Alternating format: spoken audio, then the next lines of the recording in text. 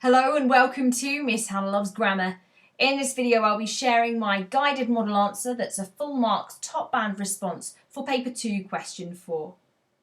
So this whole paper is about the writer's viewpoints and perspectives, and this is the question that really grips with it. So what does this question even mean?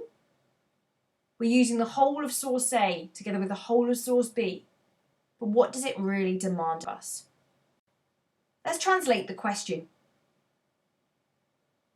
It says, compare how the writers convey their different attitudes, in this case to the two schools. What views do writers show us as readers? When we talk about attitudes, what feelings do they prompt in us?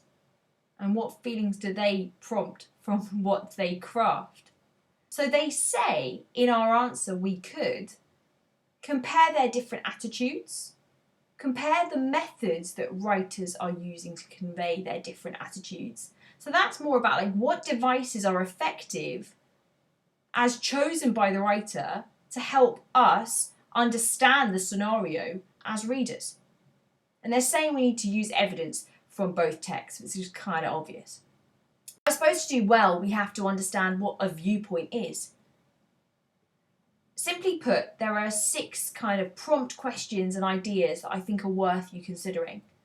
How the writer feels or thinks about an issue, in this case the school, what the writer chooses to focus on or draw our attention to, what they're trying to make us feel as readers, what their actual tone is, how they come across.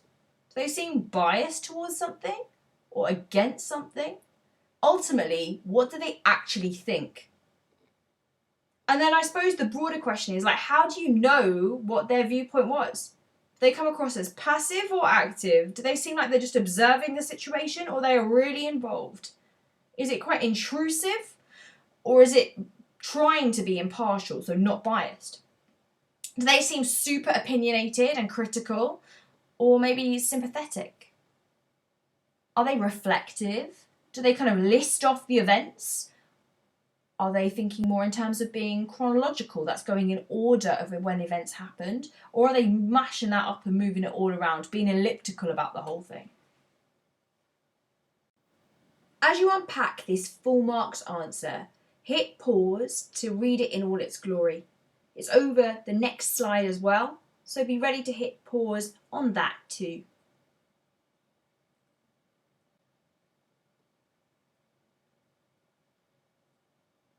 So how did it get full marks?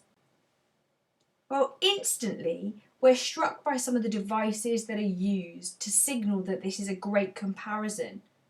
At the beginning of both texts, the writers use metaphors to express their feelings about the places they describe. So instantly we've got this comparative topic sentence that's using a device that is precise. And then this person goes on to talk about the metaphorical language used, and across their response, whether they're talking about source A or source B, they are using short embedded quotes. They're also commenting on the connotations of the evidence they find. His reference to the oasis, for example, in line 4 of this response, suggests that the school is a place of calm and even relief in the desert of the dark and brooding town that surrounds it. It's not just simply using quotations, it's the way you analyse them and build it into an argument. It's asking you this question to have your own opinion on what you have read in both these texts. You're comparing the viewpoints. So you need to make comparative links throughout your analysis back to the question. And it's interesting, the word unlike is used in the final sentence. His description of the dismal scene with nothing but squalid dirt and idleness implies his sheer disgust at what he sees and reinforces the metaphor of it being hell, as it is a place where there appears to be no hope, unlike the oasis of hope in source A.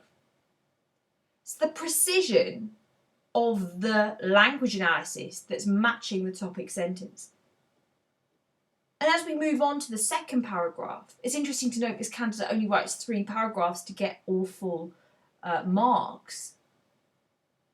It begins with, in source B, the teacher uses hyperbole to describe the attitudes of the children to the school and authority. So this time they're moving forward by talking about the attitudes of the children in the topic sentence, and the precision of exaggeration or hyperbole is the thing they're focusing on. The links back to the comparisons we weave our way through this whole paragraph is that it's a very different picture of the school than the distressing scenes shown in the teacher in source B. So you've moved through from thinking about source B, then you're talking about source A briefly, then you bring it back. There's a weaving through showing that you're confident, contrasting the source B from source A.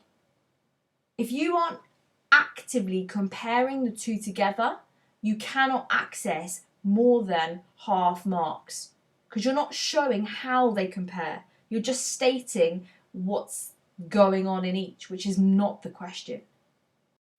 Now, as we bounce through this final paragraph, perhaps this difference is caused by the time difference of the two accounts, but it seems to me that the people educated in these establishments come from similar disadvantaged backgrounds. Now, it's important for me to share with you that the exam board is not expecting you to comment on historical differences. It's not needed, but it's a given. You know that one of your sources is going to be from the Victorian times or the 1800s, and you know one of them is going to be either from the 1900s or more recently the noughties, the 2000s, whatever you're saying. What's interesting, though, is that these are simple comments that you could make.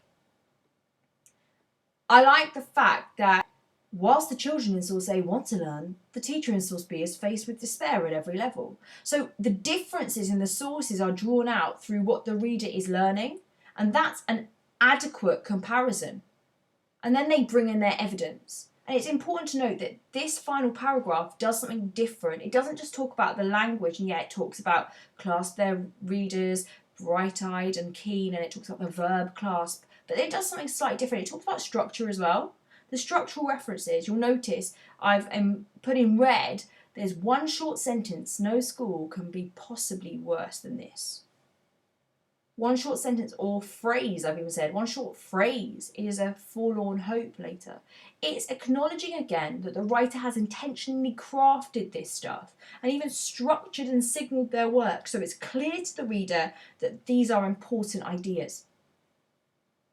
I like the conscious crafting of this particular candidate in their exam. Their use of words like perhaps or maybe or even unlike are powerful. It's cautious, it's tentative, it's something that people who are perceptive or use judicious evidence regularly do to show that they are of a top band quality. So that's the model, and it gets full marks because it hits every element of selecting quotes and evidence, really consistently weaving an argument between both texts and showing the whole time how the writer puts forward their attitudes. So what questions should we ask ourselves as we read each source? Why has the writer selected this approach anyway? What details has the writer drawn our attention to?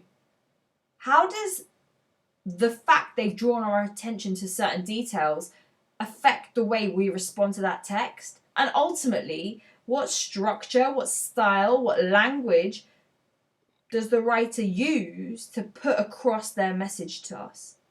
Once we've nailed that and we've thought about those questions, our annotations tell us what devices, what details, and why the writer's done it. I think this question could be quite daunting, so I've got 4 tips for you for question 4. Try and be as clear and organic in your structure. So make links between your points and the connections they have between the texts. So there's a different time period, maybe that's a valid thing. Maybe that contributes to the difference. Maybe it's that one uses hyperbole to really good effect, but the other uses repetition. Whatever the difference is, you need to have planned for it in your question. So plan your response to cover just 2 to 3 main differences. Bearing in mind that you are comparing, you can give similarities, but it's important that you're considering whether it's mood, tone, perspective, or structure. There's a whole range of things you can comment on alongside language. And finally, grapple with the differences and the methods and the effects, as well as the ideas and the perspectives. There's no denying this question demands a lot. But it also gives you a lot back because you can use some of the language that you commented on in question 3. You can use some of the basic differences that you acknowledged in question 2. And all you need to do now is bring together how the attitudes are brought forward by the writer. Best of luck. And with this paper, you need to ensure that you've read your source so carefully that your planning process is done just by the annotations you've made on your script. Best of luck again. Why not subscribe to Miss Hannah Loves Grammar for all things English, literary and grammatical?